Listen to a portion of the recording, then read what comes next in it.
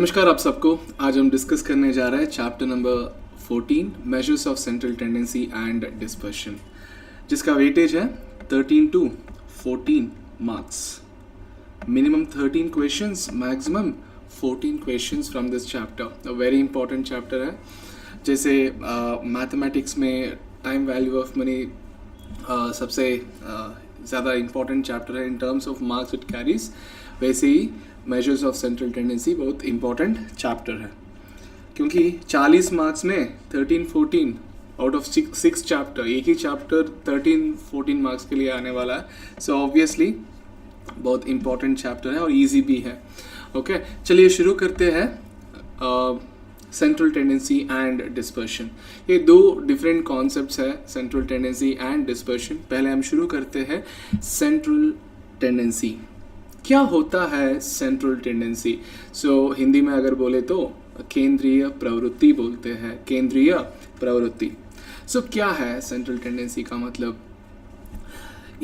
एक single value होता है, जो पूरा डेटा जो होता है ना उसको रिप्रेजेंट करने के लिए जो सिंगल वैल्यू जो होता है उसको हम बोलते हैं central tendency. A single value that represents the whole set of data.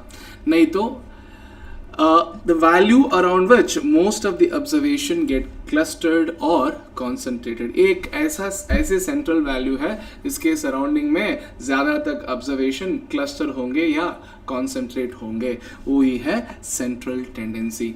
कुछ एग्जांपल्स देखते हैं जहाँ पे सेंट्रल टेंडेंसी का इस्तेमाल होगा।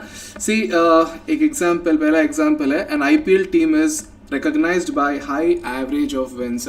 एवरेज बोले तो क्या है? सेंट्रल टेंडेंसी है, मतलब अर्थमेटिक मीन बोलते हैं उसको। सो एवरेज बोले तो central tendency. Educational institutions are recognised by average marks. अगर आपको डिसाइड करना है कौन से एजुकेशनल इंस्टीट्यूशन अच्छा है, सो हम क्या करते हैं, पिछले 5 साल में या 10 साल में पासिंग परसेंटेज का एवरेज लेते हैं। बेस्ड ऑन दैट आप डिसाइड करते हैं कि कौन सा स्कूल अच्छा है, वहाँ पे एवरेज लेते हैं ना। एवरेज बोले तो सेंट्रल टेंडेंसी ही है। समझ में आ रहा है?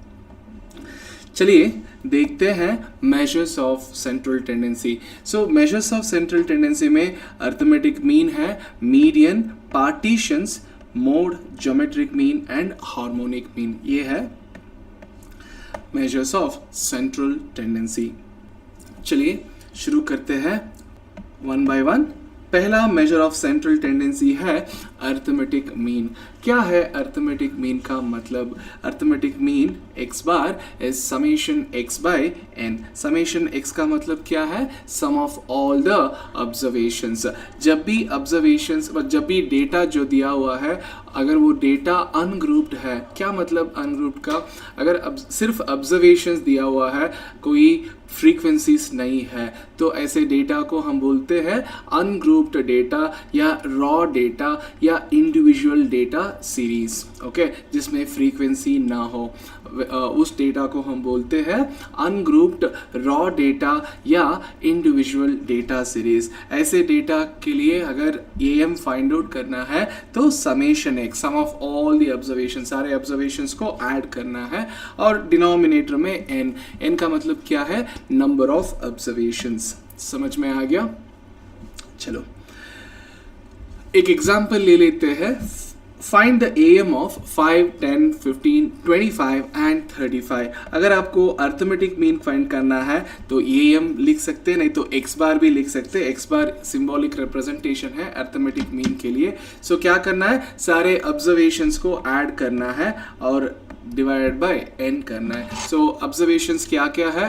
5 + 10 + 15 + 25 + 35। आपको रिजल्ट मिलेगा समेशन x का 90। अब यहाँ पे कितने ऑब्जर्वेशंस है? 1, 2, 3, 4, 5। सो n की जगह 5 सब्स्टिट्यूट करना है। सो 90 डिवाइडेड बाय 5 करने से आपको मिलेगा 18। सो ये 18 है अर्थमेटिक मीन ये डेटा के लिए। समझ में आ गया? चलिए एक इम्पॉर्टेंट नोट देखते हैं। Am is rigidly defined. इसका मतलब क्या है? रिजिडली डिफाइंड का मतलब क्या है? जो भी आपको डेटा दिया जाए वो डेटा के लिए सिर्फ एक ही अर्थमेटिक मीन होगा। दो अर्थमेटिक मीन नहीं होंगे एक ही डेटा के लिए, बस एक ही अर्थमेटिक मीन होगा। एक सिंगल प्रिसाइज्ड वैल्यू दे देता है, मतलब अर्थमेटिक मीन हमेशा के लिए एक सिंगल वैल्यू है, इसलिए इसको बोलते हैं रिजिडली डिफाइंड मेजर। जो मेजर आपको सिंगल वैल्यू दे देता है उसी को हम बोलते हैं रिजिडली डिफाइंड। उसका रिजिड का मतलब क्या है? सिर्फ एक ही वैल्यू है, दूसरा नहीं हो सकता है। किसी डेटा के लिए एएम एक ही होगा, दो नहीं हो सकते। समझ में आ रहा है? ठीक है, चलिए आगे बढ़ते हैं। Am of observations having equal spacing. Equal spacing का मतलब क्या है? कॉमन डिफरेंस होना। अगर ऑब्जर्वेशन के बीच में कॉमन डिफरेंस है, आपको तो पता है, मैथमेटिक्स में देखा है अपने, अगर ऑब्जर्वेशन के बीच में कॉमन डिफरेंस है उसको हम बोलते हैं अर्थमेटिक प्रोग्रेशन। सो अगर ऑब्जर्वेशन के बीच में इक्वल डिफरेंस है या इक्वल स्पेसिंग है या कॉमन डिफरेंस है, वैसे केस में आपको अगर अर्थमेटिक मीन फाइंड आउट करना है तो सारे ऑब्जर्वेशंस को ऐड करने की कोई ज़रूरत नहीं है, क्योंकि इक्वल स्पेसिंग में रहते हैं। तो बस आपको एवरेज ऑफ एक्सट्रीम ऑब्जर्वेशंस लेना पड़ेगा, एवरेज ऑफ एक्सट्रीम ऑब्जर्वेशन लेना पड़ेगा। सो वो ही है अर्थमेटिक मीन, या तो मिडिल वैल्यू। यहाँ पे बीच में दो मिडिल वैल्यू होंगे, अगर वो उन दोनों ऑब्जर्वेशंस का एवरेज लेंगे वो भी मीन है। मतलब 30 + 40 डिवाइडेड बाई 2 करने से 70/2 मिलेगा। 70/2 तो 35 है। नहीं तो एक्सट्रीम वैल्यूज के एवरेज लेंगे तो 10 + 60 70 है, 70/2 35 ही है। जब भी ऑब्जर्वेशंस के बीच में कॉमन डिफरेंस है या इक्वल स्पेसिंग है तो पूरे ऑब्जर्वेशंस को ऐड करने की कोई ज़रूरत नहीं है। अगर करने से भी आपको सेम आंसर आएगा, अगर चाहिए तो चेक करके देख सकते हैं आप। समेशन एक्स क्या है? 10 + 20 + 30 + 40 + 50 + 60 आपको मिलेगा 210। ऐड करने से 210 मिलेगा। और कितने ऑब्जर्वेशंस है? 6 ऑब्जर्वेशंस है। सो 210 डिवाइडेड बाय 6, सो आपको आंसर मिलेगा 35। पर ऐसे नहीं करना है। जब भी ऑब्जर्वेशंस के बीच में इक्वल स्पेसिंग है तो एएम ऑफ एक्सट्रीम वैल्यूज होगा, एएम ऑफ एक्सट्रीम वैल्यूज होगा। अब एक्सट्रीम वैल्यूज कौन कौन से हैं? 10 and 60। 10 and 60 के एवरेज लेना है, मतलब एएम लेना है। सो 10 + 60 डिवाइडेड बाई 2 यानी 70/2 यानी 35। सो सेम आंसर ही मिलेगा। समझ में आ रहा है? सो ये था am of observations having equal spacing या कॉमन डिफरेंस। जब भी कॉमन डिफरेंस होगा तो बस आपको एएम ऑफ एक्सट्रीम वैल्यूज लेना है। सो वो करने से आपको एएम मिल जाता है। ओके, चलिए आगे बढ़ते हैं। Next important note, if each observation is added और सब्ट्रैक्टेड और मल्टीप्लाइड और divided by a common number के। अगर हर एक ऑब्जर्वेशन को एक ही नंबर से ऐड किया जाए या सब्ट्रैक्ट किया जाए या मल्टीप्लाई किया जाए या डिवाइड किया जाए, एएम ऑल्सो गेट्स एडेड और सब्ट्रैक्टेड और मल्टीप्लाइड और divided by the same number. मतलब अगर ईच ऑब्जर्वेशन को 5 से ऐड किया जाए तो AM also gets added with 5। अगर ईच ऑब्जर्वेशन को अगर आप 5 ऐड करोगे तो एएम भी 5 से इंक्रीज होगा। अगर ईच ऑब्जर्वेशन से आप 5 को सब्ट्रैक्ट करोगे, एएम से भी 5 सब्ट्रैक्ट हो जाएगा। मतलब नया एएम चाहिए तो ओल्ड एएम -5 हो जाएगा। अगर सारे ऑब्जर्वेशंस को आप 2 से मल्टीप्लाई करेंगे तो एएम भी 2 से मल्टीप्लाई हो जाएगा। सो ऐड करोगे तो एएम भी ऐड हो जाएगा, मतलब वही नंबर से मल्टीप्लाई करोगे तो एएम भी वही नंबर से मल्टीप्लाई हो जाएगा। अगर सब्ट्रैक्ट करेंगे तो एएम भी वही नंबर से सब्ट्रैक्ट होगा। डिवाइड करोगे तो तब भी एएम उसी नंबर से डिवाइड हो जाएगा। समझ में आ रहा है? चलिए एक एग्जांपल देखते हैं। The AM of 30 observations is 35। सो हमें कितने ऑब्जर्वेशन है वो कोई असर नहीं पड़ेगा। क्या असर पड़ता है कि इनिशियल एएम मतलब ओरिजिनल एएम क्या है 35 है। Each observation is added by 5। हर एक ऑब्जर्वेशन को 5 से इंक्रीज किया गया है।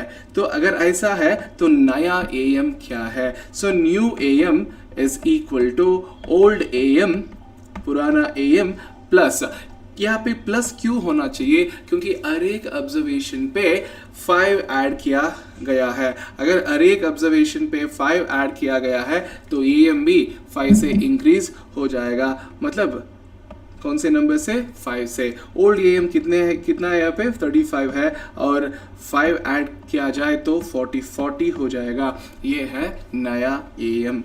चलिए और एक एग्जांपल देखते हैं। If the AM of 30 observations is 60, मतलब 30 observations के लिए AM क्या है 30। क्या मतलब कौन सा नंबर आपको कंसिडर करना पड़ेगा। क्या 30 observations पे कोई असर पड़ेगा, कोई असर नहीं पड़ेगा। क्या कौन से नंबर को कंसिडर करना है अर्थमेटिक मीन मतलब ओरिजिनल मतलब ओल्ड एएम को कंसिडर करना है। यहाँ पे 30 ऑब्जर्वेशन हो या 300 ऑब्जर्वेशन हो या 3000 ऑब्जर्वेशन हो कोई असर नहीं पड़ता है। क्या किया गया है वो असर पड़ेगा और क्या वैल्यू है जो इनिशियल एएम वो डिपेंड करता है। Okay, if each observation is divided by 6, अगर हर एक ऑब्जर्वेशन से 6 डिवाइड किया गया है तो एएम भी 6 से डिवाइड हो जाएगा। सो नया एएम है, ओल्ड एएम यहाँ पे डिवाइड किया गया है इसलिए ओल्ड एएम को भी डिवाइड करना है। कौन से नंबर से 6 से। ओल्ड एएम तो 60 है और डिवाइडेड बाय 6, सो आंसर होगा 10। समझ में आ गया। ये है कॉन्सेप्ट। अगर हर एक ऑब्जर्वेशन पे एक कॉमन नंबर को ऐड कर रहे हो तो एएम भी उसी नंबर से ऐड हो जाएगा। अगर हर एक नंबर से कॉमन नंबर को सब्ट्रैक्ट कर रहे हैं तो एएम भी उसी नंबर से सब्ट्रैक्ट हो जाएगा। अगर मल्टीप्लाई करेंगे तो एएम भी मल्टीप्लाई हो जाएगा, डिवाइड करोगे तो एएम भी डिवाइड हो जाएगा। समझ में आ गया। Let's move on to the next concept. Concept है combined AM. Very important concept है। क्या है कंबाइंड एएम का मतलब इंपॉर्टेंस। कब इस्तेमाल करना पड़ेगा कंबाइंड एएम को। एक एग्जांपल ले लो। मान लो कि 2 सेक्शंस है, एक बॉयज़ के सेक्शंस और एक गर्ल्स के। ओके, सो मान लो कि 60 बॉयज़ है और 40 गर्ल्स है। दो डिफरेंट सेक्शन में। एक सेक्शन में बॉयज़ है, बॉयज़ के नंबर है 60 बॉयज़ है और बॉयज़ के एवरेज मार्क्स है 55। average marks for boys is 55 and number of boys, मान लो कि पहला ग्रुप है सो इसको N1 मान लेते हैं और नंबर ऑफ गर्ल्स को सेकेंड ग्रुप मान लेते हैं और नंबर ऑफ ऑब्जर्वेशन 40 है। और एवरेज मार्क्स फॉर गर्ल्स मान लो कि 65। Okay, average marks for girls is 65। 2 sections थे। ओके, अब एक जो एकेडमी है, मान लो कि एक एकेडमी में 2 सेक्शंस थे। अब एकेडमी डिसाइड किया कि दोनों सेक्शंस को कंबाइन करके एक ही सेक्शन में बिठाएंगे। अगर एक ही सेक्शन में बिठाएंगे तो पूरे स्ट्रेंथ क्या हो जाएगा, मतलब कंबाइंड क्लास का स्ट्रेंथ क्या हो जाएगा 60 + 40 100 हो जाएगा, 100 हो जाएगा। क्या मैं 100 ऑब्जर्वेशंस को ये एवरेज मार्क से रिप्रेजेंट कर सकता हूँ? नहीं, क्योंकि ये 55 जो है वो बॉयज के एवरेज है। और क्या मैं वो पूरे 100 ऑब्जर्वेशंस को 65 ये एवरेज से मतलब रिप्रेजेंट कर सकता हूँ? नहीं। क्यों? ये 65 जो है वो average marks of girls alone है। अगर मैं पूरा 100 ऑब्जर्वेशंस को एक ही ऑब्जर्वेशन से मुझे रिप्रेजेंट करना चाहिए तो मुझे और एक मीन की ज़रूरत पड़ेगा। वो मीन है कंबाइंड मीन। जो कंबाइंड मीन है पूरे ऑब्जर्वेशन, टोटल ऑब्जर्वेशन के लिए जो भी मीन मिलेगा उसी को हम बोलते हैं कंबाइंड मीन। वो कंबाइंड मीन जो है वो मीन पूरे observations after combining the 2 sections और आफ्टर कंबाइनिंग द 2 ग्रुप्स, जो सिंगल ग्रुप आपको मिलता है वो ग्रुप को रिप्रेजेंट करने के लिए एक सिंगल वैल्यू चाहिए। आपको तो पता है सेंट्रल टेंडेंसी तो सिंगल वैल्यू जो रिप्रेजेंट मतलब जो ग्रुप को रिप्रेजेंट करता है, जो डेटा को रिप्रेजेंट करता है, सही ना। सो इसलिए अगर 2 ग्रुप्स को आप कंबाइन करोगे ऑब्वियसली आपको एक सिंगल वैल्यू की जरूरत पड़ती है, सो ऑब्वियसली वो सिंगल वैल्यू ही कंबाइंड मीन है। सो कैसे फाइंड आउट करते हैं कंबाइंड मीन को? कंबाइंड मीन यानी XC bar is equal to N1 X1 bar plus N2 X2 bar divided by N1 plus N2। यहाँ पे दो ग्रुप्स है, सो इसलिए N1 X1 bar plus N2 X2 bar divided by N1 plus N2। अगर यहाँ पे 3 groups होते तो यहाँ पे प्लस N3 X3 बार हो जाएगा, obviously divided by N1 plus N2 plus N3। सो ये कंबाइंड मीन फॉर्मूला जो है 2 ग्रुप्स के लिए भी लिख सकते हैं या 3 ग्रुप के लिए भी लिख सकते हैं। सो ये वाला फॉर्मूला जो भी यहाँ पे है वो 2 ग्रुप्स के लिए है। सो अब इसी एग्जाम्पल में कंबाइंड मीन क्या होगा बताओ?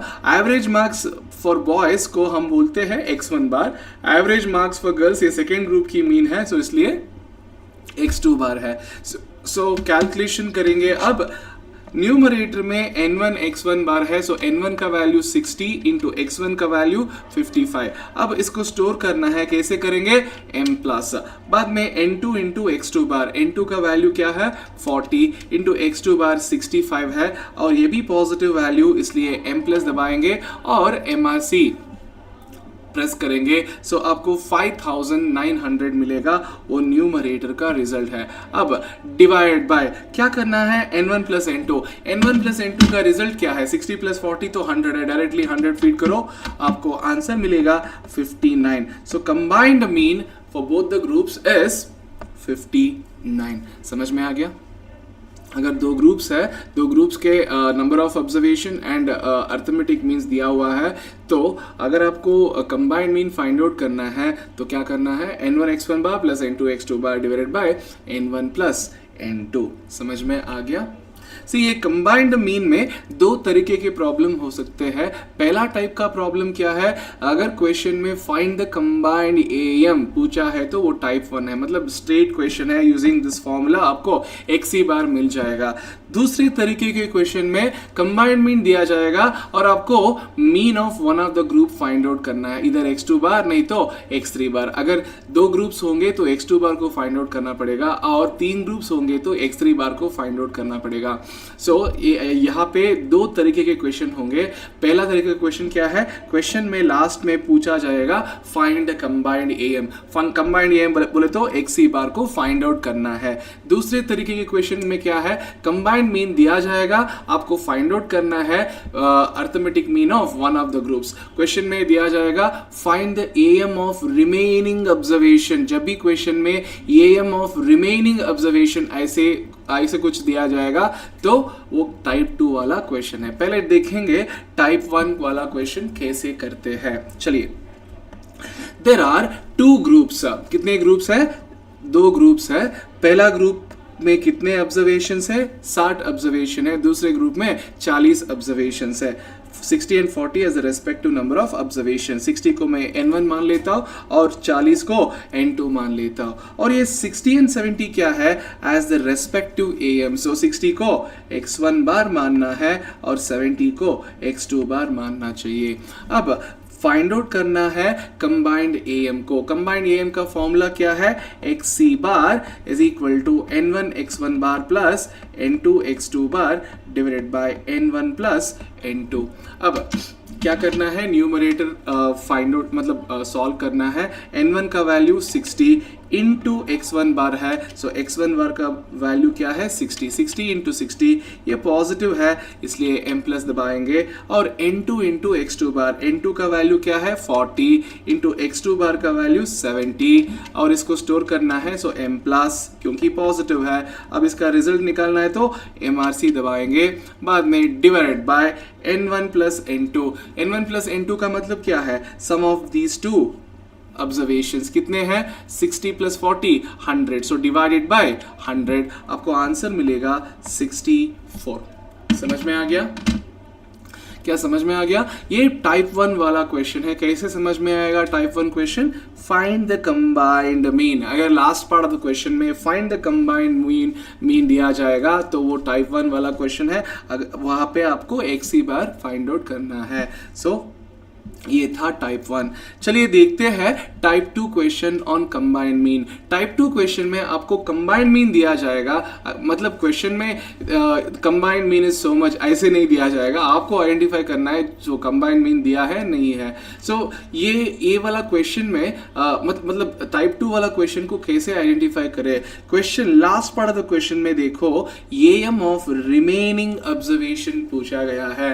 एएम ऑफ रिमेनिंग ऑब्जर्वेशन पूछा गया है। जब भी क्वेश्चन में एएम ऑफ रिमेनिंग ऑब्जर्वेशन पूछा है सो ऐसे मान लेना चाहिए कि ये type 2 question of combined mean है। इसका मतलब ये हुआ आपको वन ऑफ द ग्रुप्स का अर्थमेटिक मीन फाइंड आउट करना है। वन ऑफ द ग्रुप का अर्थमेटिक मीन फाइंड आउट करना है। इसका मतलब ये हुआ कि कंबाइंड मीन दिया हुआ है क्वेश्चन में, सो उसको आइडेंटिफाई करना है। सो चलिए देखते हैं कैसे आइडेंटिफाई करें। The AM of 15 observations is 20। 15 observations के एम क्या है 20। If the M of 11 of them, इसका मतलब ये हुआ कि 15 ऑब्जर्वेशंस है, 15 में से 11 ऑब्जर्वेशंस का मीन है 21। सो यहाँ पे क्या हो रहा है, टोटल 15 ऑब्जर्वेशंस है, 15 में से पहले 11 ऑब्जर्वेशन 11 ऑब्जर्वेशंस का मीन 21 है। सो ये 15 ऑब्जर्वेशन जो है उसको डिवाइड किया गया है। पहले नंबर ऑफ ऑब्जर्वेशंस क्या है 11, उसको n1 मान लेते हैं। करस्पॉन्डिंग मीन क्या है इसका x1 बार, क्योंकि फर्स्ट ग्रुप का मीन क्या है 21, उसको x1 बार मानना है। Then find the M of remaining observation. मुझे ये बोलो टोटल नंबर ऑफ ऑब्जर्वेशन यानी n1 प्लस n2 15 है। अगर ये 15 है तो पहले ग्रुप का नंबर ऑफ ऑब्जर्वेशंस 11 हो तो n2 क्या होगा, रिमेनिंग क्या होगा 11 plus what is 15, 11 plus 4 is 15, इसलिए n2 मतलब रिमेनिंग ऑब्जर्वेशन 4 है। चलिए इसको कन्वेंशनली कैसे सॉल्व करते हैं देखते हैं। ये n1 प्लस n2 क्या है 15। सो जो टोटल ऑब्जर्वेशंस के लिए जो भी मीन दिया जाता है उसको हमें मानना है xc बार। सी यहाँ पे टोटल ऑब्जर्वेशंस कितने हैं 15 ऑब्जर्वेशन के लिए जो भी मीन दिया जाता है उसको हमें मानना है xc बार यानी कंबाइंड मीन। सो कंबाइंड मीन दिया गया है और mean of first group is given and आपको फाइंड आउट करना है मीन ऑफ सेकेंड ग्रुप। और सेकेंड ग्रुप के स्ट्रेंथ भी पता चला कि वो 4 है, मतलब n2 4 है। सो आपको कंबाइंड मीन फॉर्मूला इस्तेमाल करना पड़ेगा कितने ग्रुप्स के लिए, 2 ग्रुप्स के लिए। सो n1 x1 bar plus n2 x2 bar divided by n1 plus n2। बताओ यहाँ पे अननोन क्या है, आपको फाइंड आउट करना है। Find the M of remaining मतलब x2 बार सेकेंड ग्रुप का मीन फाइंड आउट करना है, यानी x2 bar is the unknown. यहाँ पे मैं हाईलाइट करूंगा, इसको फाइंड आउट करना है, x2 बार को फाइंड आउट करना है। अगर किसी अननोन को फाइंड आउट करना है, जो अननोन है उसको एक साइड में रख लेते हैं, बाकी सब दूसरे साइड में लेके जाते हैं। सो पहले n1 प्लस n2 जो है वो xc बार के साथ मल्टीप्लाई होगा। सो n1 plus n2 into xc बार, समझ में आ गया। और x2 के साथ जो भी ऐड हो रहा है, x2 बार के साथ जो भी ऐड हो रहा है उसको अदर साइड में लेके जाएंगे तो वो सब्ट्रैक्ट हो जाएगा। अगर मल्टीप्लाई हो रहा है तो डिवाइड होगा, ऐड हो रहा है। आप देख सकते हैं n2 x2 बार के साथ n1 x1 बार ऐड हो रहा है, मतलब वो पॉजिटिव है। उसको दूसरी साइड लेके जाएंगे तो n1 x1 बार क्या हो जाएगा, सब्ट्रैक्ट हो जाएगा, मतलब नेगेटिव हो जाएगा। अब बताओ राइट हैंड साइड में बाद क्या बच जाता है n2 इंटू x2 बार, पर हमें क्या चाहिए x2 बार चाहिए। x2 बार के साथ n2 क्या हुआ है, यहाँ पे मल्टीप्लाई हो रहा है। सो वहां पे लेके जाएंगे तो वो मल्टीप्लायर नहीं है बल्कि डिवाइड हो जाएगा। सो n2 डिनोमिनेटर में चला जाएगा। समझ में आ गया आपको। सी x2 bar is the unknown. x2 बार जो है मतलब ये वाला टर्म जो है वो अननोन है, x2 बार जो है ना वो अननोन। चलिए और एक बार देखते हैं, x2 बार जो है वो अननोन मतलब पूरे n2 x2 बार पूरा टर्म है। सो n2 x2 बार के साथ जो भी ऐड हो रहा है वो वहां पे जाके सब्ट्रैक्ट होगा। पहले हमें क्या करना है, होल डिनोमिनेटर को क्रॉस मल्टीप्लाई करना है। होल डिनोमिनेटर क्या है n1 प्लस n2। सो पहले n1 प्लस n2 x2 बार के साथ मल्टीप्लाई होगा तो वो पॉजिटिव ही रह जाएगा। अब ये बताओ n1 x1 बार जो है वो x2 बार के साथ ऐड हो रहा है, वहां पे लेके जाएंगे तो वो नेगेटिव हो जाएगा। सो n1 x1 बार माइनस, अब हमें क्या चाहिए, अल्टीमेटली x2 बार चाहिए, पर x2 बार के साथ n2 मल्टीप्लाई हो रहा है, सो वहां पे लेके जाएंगे तो वो n2 डिवाइड हो जाएगा, है ना, वहां पे लेके जाएंगे तो n2 डिवाइड हो जाएगा। बस आपको कैलकुलेशन करना है, क्या है कैलकुलेशन, n1 प्लस n2 तो 15 है, 15 इंटू xc बार कितना है 20 हो गया, ये पॉजिटिव है इसलिए m प्लस दबाएंगे। बाद में n1 x1 बार, n1 कितने हैं 11 इंटू x1 बार कितना है 21, और ये नेगेटिव है यहाँ पे, सो इसलिए m माइनस दबाएंगे, बाद में mrc, क्योंकि न्यूमरेटर का रिजल्ट मिल जाएगा अगर mrc दबाएंगे तो, डिवाइडेड बाय n2 क्या है, n2 कितने ऑब्जर्वेशन है, n2 4 है, सो डिवाइडेड बाय 4, आपको आंसर मिलेगा x2 bar is equal to 17.25। समझ में आ गया सबको, बोलो समझ में आ गया सबको, so please make a note of it. Okay, मैं आपको और एक फॉर्मूला देना चाहूँगा। अगर 3 ग्रुप्स दिया जाए और कंबाइंड मीन भी दिया जाए, अगर आपको वन ऑफ द ग्रुप का अर्थमेटिक मीन यानी लास्ट ग्रुप का अर्थमेटिक मीन फाइंड आउट करना है, वो x3 बार हो जाएगा। उसके लिए होल डिनोमिनेटर में x3 बार के साथ क्या मल्टीप्लाई होता है, n3, सो n3 डिनोमिनेटर में होगा। यहाँ पे तीन ग्रुप के लिए याद में रख लीजिएगा, 3 ग्रुप के लिए है, 3 ग्रुप है तो n1 plus n2 plus n3, अगर 2 ग्रुप्स होंगे तो n1 प्लस n2 मल्टीप्लाई होता है xc बार से, यहाँ पे n1 plus n2 plus n3 whole thing multiplied by xc bar. ये n1 plus n2 plus n3 क्या है, टोटल नंबर ऑफ ऑब्जर्वेशंस है। अगर 2 ग्रुप्स होंगे तो n1 x1 बार बस n1 x1 बार सब्ट्रैक्ट होगा, अगर 3 ग्रुप्स होंगे तो n2 x2 बार भी सब्ट्रैक्ट होना चाहिए। समझ में आ रहा है, वही है, मतलब 2 ग्रुप वाला फॉर्मूला जैसे ही है, पर एक्स्ट्रा एक टर्म आ जाएगा, मतलब वो n2 x2 बार सब्ट्रैक्ट होगा और n1 प्लस n2 के साथ n3 भी आ जाएगा, और n2 के जगह n3 इन द डिनोमिनेटर। समझ में आ गया, अब चाहे तो ये फॉर्मूला लिख सकते हैं। सो इसका मतलब ये हुआ कि टोटल ऑब्जर्वेशंस को कंबाइंड मीन से मल्टीप्लाई करना है और उसको m प्लस दबा के स्टोर करना है।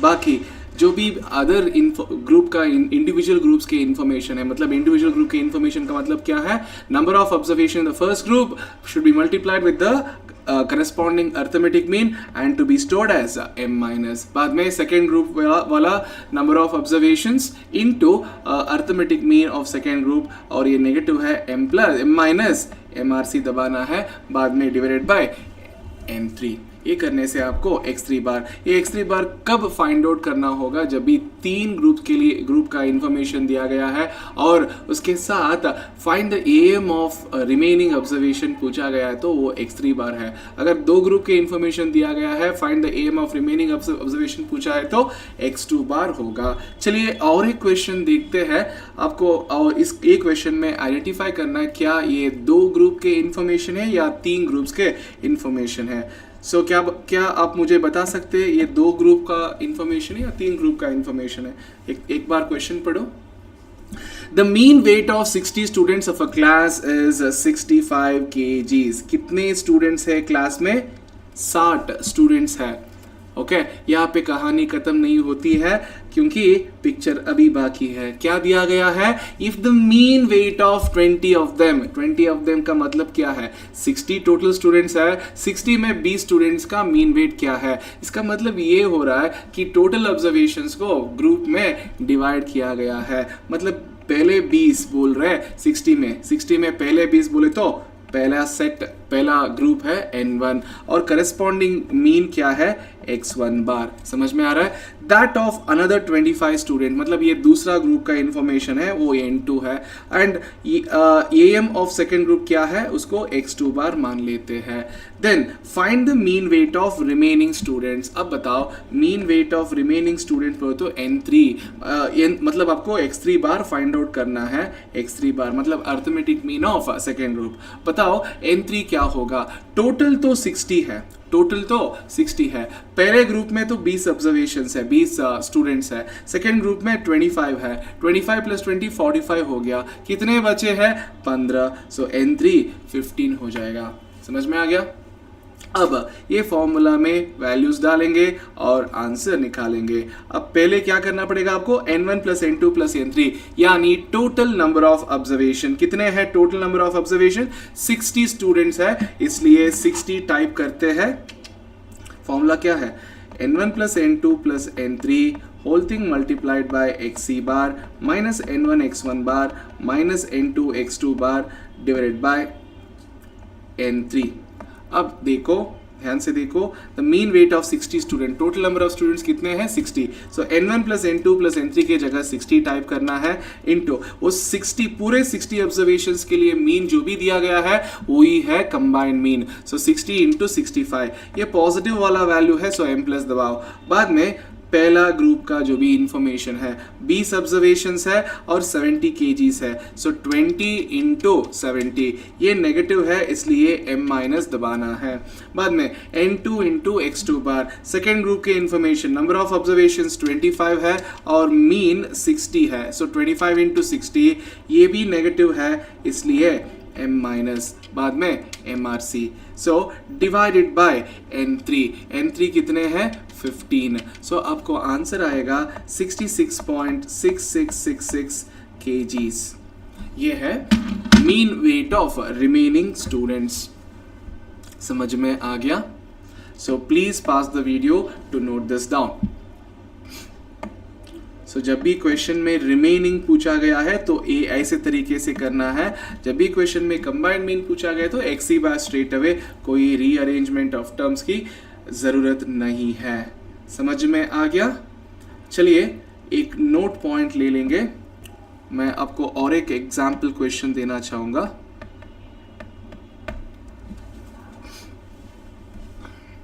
Note, new mean is equal to old mean plus total change divided by n. New mean is equal to old mean plus total change divided by n. Please take down this formula. And दूसरे formula है summation x. summation x मतलब मान लो कि इसको original, original total में अगर आप कुछ ऐड कर रहे हैं, ओरिजिनल टोटल में आप कुछ ऐड कर रहे हैं, सो जो भी ऐड कर रहे हैं उसको x मान लेते हैं। मान लो कि 49 ऑब्जर्वेशंस है, 49 ऑब्जर्वेशंस के मीन दिया हुआ है। अगर ऐसा दिया हुआ है तो मीन इंटू 49 करो, आपको टोटल समेशन x ओरिजिनल मिल जाएगा। बाद में और एक बंदा को ऐड किया गया है और एक स्टूडेंट को ऐड किया गया है। अगर उनको ऐड किया तो उसका वेट भी ऐड हो जाएगा। अगर ऐड हो जाएगा तो डिनोमिनेटर में क्या होगा बताओ? डिनोमिनेटर में क्या होगा बताओ? Original number of observations, original number of observations plus 1। अगर 1 ऑब्जर्वेशन ऐड किया तो +1 है, अगर 2 ऑब्जर्वेशंस ऐड किया तो +2 है। Whenever one observation is added to the total, then it is equal to old mean plus increase in mean. Old mean plus increase in mean. Okay. So you can take one example on this. Example ले लेते हैं। The average weight of 49 students of a class is 50 kgs. The average weight of 49 students of a class is 50 kgs. On including the teacher,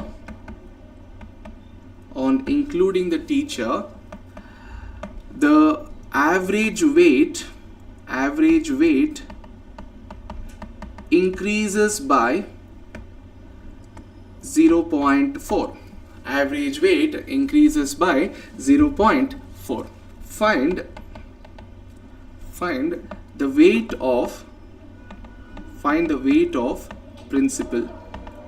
सो आपको find out करना है weight of principal. सो आपको क्या करना है बताओ? यहाँ पे एक ही ऑब्जर्वेशन को ऐड किया गया है इसलिए x ही होगा। समझ में आ रहा है? अगर दो ऑब्जर्वेशंस को ऐड करें तो प्लस x1 प्लस x2 होगा, है ना? दो ऑब्जर्वेशंस को, दो पीपल को ऐड करें तो प्लस x1 प्लस x2 होगा। समझ में आ रहा है? अगर ऐसा है तो divided by original number of observations plus 2 होगा, पर यहाँ पे एक ही पर्सन को ऐड किया गया है, सो प्लस x डिनोमिनेटर में number of observations plus initial number of observations plus 1 होगा। समझ में आ रहा है? अब बताओ समेशन x ओरिजिनल क्या है? ओरिजिनल इनिशियली 49 स्टूडेंट्स थे, 49 स्टूडेंट्स के मीन 50 है, सो समेशन x उनके होंगे 49 स्टूडेंट्स इनटू मीन इज 50। ये हमारा समेशन x ओरिजिनल है। उसके साथ प्रिंसिपल का वेट ऐड हुआ है, सो उनका वेट पता नहीं है, उसको x मान लेते हैं, डिवाइडेड बाय, बताओ डिनोमिनेटर में क्या होगा? ओरिजिनल नंबर ऑफ ऑब्जर्वेशन तो 49 है, सो टीचर को, सॉरी नॉट प्रिंसिपल, टीचर को ऐड करने से कितने लोग हो जाते हैं? 50 हो जाते हैं, क्योंकि 49 प्लस 1 50 है। अब it is equal to what? Old mean plus increase in mean. Old mean तो 50 है ना? इंक्रीज इन मीन तो 0.4 है, सो टोटल क्या हो जाता है? 50.4। समझ में आ गया? 50.4 because increase in mean is 0.4, old mean is 50, so total 50.4 हो गया। अब बस आपको क्या करना है? 50 into 50.4, 50 into 50.4 क्या होगा? 2520, और 49 into 50, 49 into 50 करने से आपको 2450 मिलेगा। बस आपको x को रखना है लेफ्ट हैंड साइड में, वो 2450 वहां पे लेना है, 2450 वहां पे लेना है। बस आपको क्या करना है? 2520 माइनस 2450, सो आपको डिफरेंस लेने से 70 मिलता है, सो 70 kgs is the weight of the teacher. समझ में आ गया? So find the weight of, not principal, teacher है, सॉरी, वेट ऑफ टीचर पूछ रहा है, so obviously weight of a teacher is 70 kgs। समझ में आ गया? जब भी आपको क्वेश्चन ऐसे दिया जाए तो ऐसे ही सॉल्व करना है, summation x original plus whatever added। सी यहाँ पे क्या ऐड किया गया है? टीचर को ऐड किया गया है, उनके ऑब्वियसली उनका वेट ऐड होगा, डिवाइडेड बाय डिनोमिनेटर में original number of observations plus 1। Original number of observations तो 49 है, प्लस 1 तो 50 हो जाएगा। And old mean plus increase in mean, old mean तो 50 है, increase in mean is by 0.4, सो 50.4 है, सो 50 into 50.4, बाद में ये 49 into 50 वहां पे जाके क्या होगा? माइनस 2450 होगा, सो आंसर है 70 kgs। समझ में आ गया? चलिए और एक क्वेश्चन करते हैं, the mean salary of men male employees, mean salary of male employees is rupees 20,000 and that of female employees is rupees 12,000 if the combined mean salary is rupees 16,000, then find the ratio of male and female employees. Find the ratio of male and female employees. Guys, जब भी आपको ऐसे question दिया जाए, आपको कैसे करना है? बस ये एलिगेशन या मिक्सचर वाला मेथड मैंने आपको रेशियो चैप्टर में सिखाया। सीपी ऑफ टू वेराइटीज को मिक्स किया गया है, आपको सीपी ऑफ मिक्सचर मिलेगा। आपको पता है ना वो रिजल्टेंट रेशियो कैसे निकालना है, उसी कॉन्सेप्ट को आपको अप्लाई करना होगा। इसका मतलब ये है, पहला मतलब मेल के मीन सैलरी एंड फीमेल के मीन सैलरी लिखना है, और बीच में कंबाइंड मीन लिखना है, कंबाइंड मीन। ओके, मेल के मीन सैलरी कितने हैं? 20,000 है और फीमेल लोगों की मीन सैलरी कितने हैं 12,000 एंड कंबाइंड मीन सैलरी कितना है टोटल 16,000। अगर बस आपको डायगोनल सब्ट्रैक्शन लेना है और रेशियो निकालना है बस। डायगोनल सब्ट्रैक्शन करें तो क्या मिलेगा 16,000 माइनस 12,000 4,000 एंड 20,000 माइनस 16,000 4,000 ही है। बस आपको मैग्नीट्यूड लेना है, बस आपको मैग्नीट्यूड लेना है। सो देखो यहाँ पे 4,000:4,000 तो 1:1 है ना 1:1। So ratio of male and female employees is 1:1। समझ में आ गया 1:1। ये क्वेश्चन में ऐसे भी पूछ सकते हैं कि also find the number of male employees if total employees are 1,000. Also find the number of male employees if the total employees is 1,000. Sorry, it's not 10,000, 1,000. Okay, so ध्यान से सुन लीजिएगा। पहले आपको रेशियो यहां तक तो सेम है। सो आपको क्या देखना है sum of the terms in the ratio देखना है। क्या है sum of the terms in the ratio 2। So 2 is equal to how much, ये सम करने से आपको टोटल मिलना चाहिए और 2 parts is equal to total number of employees that is 1,000। अगर 2 पार्ट्स 1,000 होगा तो 1 पार्ट क्या होगा 500 होंगे। So number of male workers is 500 and number of female workers are 500। यहाँ पे मेल एम्प्लॉयज पूछा गया है, so number of male employees is 500। क्या और एक क्वेश्चन हो जाए इसके ऊपर? चलिए और एक क्वेश्चन लेते हैं। The mean salary of male employees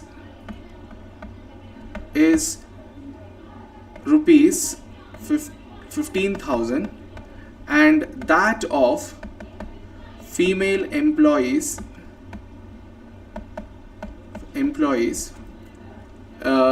is rupees 10,000 if the combined mean salary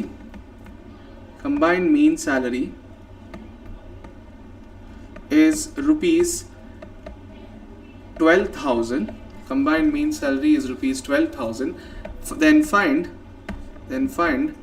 the number of female employees if the total number of employees is 100. Total number of employees is 100. Sorry, not 100. So concept वही है, जब भी आपको 2 varieties के mean दिया गया है और कंबाइंड मीन भी दिया गया है, सो कॉन्सेप्ट वही है। सो ये एलिगेशन मेथड आपको आप कहाँ पे यूज़ कर सकते हैं मैंने बताया। जो 2 वेराइटीज है CP of variety 1 and CP of variety 2 and CP of the mixture, वहाँ पे इस्तेमाल कर सकते हैं। ये कंबाइंड मीन कॉन्सेप्ट में यूज़ कर सकते हैं और सिंपल इंटरेस्ट कॉन्सेप्ट में भी यूज़ कर सकते हैं। अगर certain some is invested in one scheme at 10% and remaining sum is invested in another scheme at 20% and the resultant rate of interest is 15%, find out the amounts invested in both the schemes। अगर question ऐसा पूछा गया है तो वो यही concept apply करना पड़ेगा। सो पहले क्या लिखना पड़ेगा आपको, 2 मीन सैलरीज मतलब मेल के 15,000 है और फीमेल की 10,000 है और कंबाइंड मीन सैलरी क्या है 12,000, उसको यहाँ पे लिखना है। बस आपको डायगोनल सब्ट्रैक्शन लेना है। क्या है 12,000 माइनस 10,000 इज 2,000 है ना, और 15,000 माइनस 12,000 इज 3,000। सो रेशियो क्या हो गया 2:3 है। रेशियो क्या है 2:3। सो हमें क्या चाहिए, नंबर ऑफ मेल एम्प्लॉयज चाहिए। So total number of employees कितने हैं 100 है ना। So total number of parts क्या है रेशियो में 2 + 3 यानी 5 parts is equal to 100। So 5 parts is equal to 100 है तो 1 पार्ट क्या होगा 20 होगा। So number of male employees will be 20 × 2 40 and 3 parts है तो 3 × 20 क्योंकि 1 पार्ट तो 20 है तो 2 पार्ट्स कितने होंगे 40 होंगे और 3 पार्ट्स कितने होंगे 60 होंगे। So number of female employees कितने हैं 60, नंबर ऑफ मेल एम्प्लॉइज 40 है। समझ में आ गया? यहाँ पे पूछा गया है नंबर ऑफ फीमेल एम्प्लॉइज, तो सेकेंड वेराइटी 3 है ना, 3 पार्ट्स बोले तो 60 है।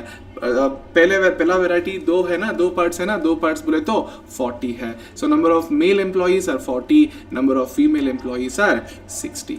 क्या ये समझ में आ गया सबको?